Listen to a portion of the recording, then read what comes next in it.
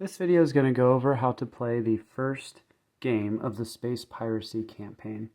This game is called Build the Mothership. For this game, you'll want to remove the jokers from the game, and you'll want to remove all of the 9s and 10s if you're playing on normal difficulty. You'll build the tableau by flipping one card from the top of the deck to form a row, and then you'll just consecutively do that until you have 8 rows of 4 columns. You'll want to take the 4 queens and place one above each column. The order of the suits doesn't matter. You'll also want to take all of the jacks and kings and place them in some sort of formation that resembles a spaceship. The object of the game is to build your ship by playing all of the cards that start in the tableau under the queens onto the jack and king cards that represent your new spaceship. You'll get a higher score for balancing the stacks between kings and jacks. The way you manipulate the tableau in this game is very similar to the way that you do it in Free Cell. For instance, you can take a card that is one value lower than another card in another column and place it on that card so long as it is not the same color. Then you can take a stack of cards that alternate color and are descending and place them on another card, for instance like this black 5, following the same rules. You only ever have these 4 columns in this game, but if one of them ends up empty at some point, you can move cards into that column following the same rules that I just specified. So if this column were completely empty, I could move this 5 up here. Or if I had these 2 cards, I could move those both up here,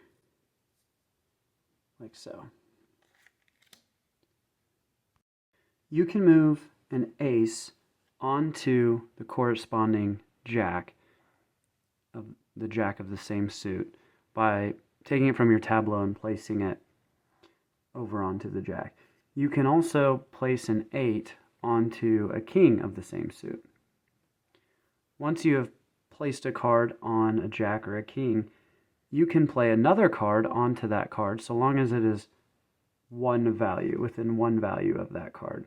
So one value greater or lower than the card that's already placed there.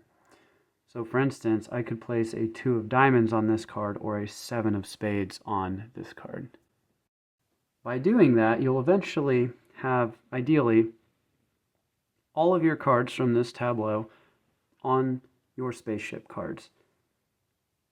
The goal is to have a balance between the jacks and kings, because at the end of the game, you will count how many cards have been placed on each individual jack and king, and you'll score a number of points based on that. So ideally, in a perfect game, I would have the ace, 2, 3, 4 built up on each jack, and the 8, 7, 6, 5 built up on each king. The queens up here represent the helpers that are helping you build this ship. And in order to use the queens, all you have to do is take a card of the same suit, and you can place it on the queen, and that helps you get access to more cards in your tableau. You can place more cards onto that card as long as that card is within one value of the card that's already on the card. And you can continue to build columns on top of those queens like so. It is important to note that once you've built down or up, that's the only direction you can go until you start taking queen cards off the queen. So for instance, if I went 4-3, there's no way I could ever place a 5 on here until I cleared out all of the cards, the 3 for instance. Now I could build 5 and go upwards into an ascending pattern.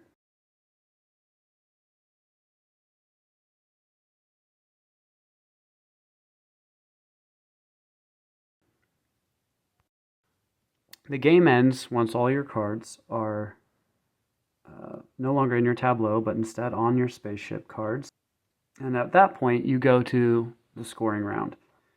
You lose the game if you're ever in a position where you can't move a card in your tableau, any cards in your tableau, or if you can only move like a card back and forth, or you're ever in a situation where you see that you could not further advance the game by placing any more cards over onto your spaceship. So now I'll go over how you score points at the end of the game. So you'll just pick up each stack of cards over here individually, and you can place the bottom card, which should always be the face card, down, and you just want to count how many cards are on top of that. And then in the rule book, I have a breakdown of how many points you get based on the number of cards on there. Because remember, the goal is to have an even balance of cards on jacks and kings. So a perfect scenario is always going to be 4 cards on every jack and 4 cards on every king. The actual number, the actual values printed on the cards when doing the scoring are not important. It's just the number of cards. So for this jack, I have 5 cards, which according to the rule book is 8 points. So I would write that down and continue to add to that as I count the rest of these piles.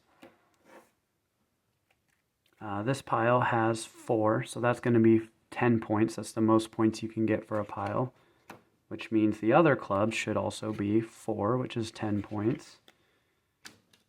And I've got 3 cards, which is going to be 8 points. I've got 6 cards, which is going to be 6 points. 2 cards, which is also 6 points.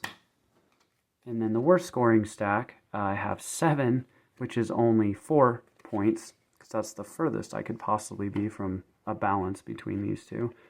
And then 1 card, which is also 4 points. If you in the game and you have not placed at least 1 card on every single face card, you actually will also lose the game in that scenario. You failed to build an important aspect of your spaceship in that case. So you would not go to scoring, and instead you would just lose the game and need to start from the beginning again.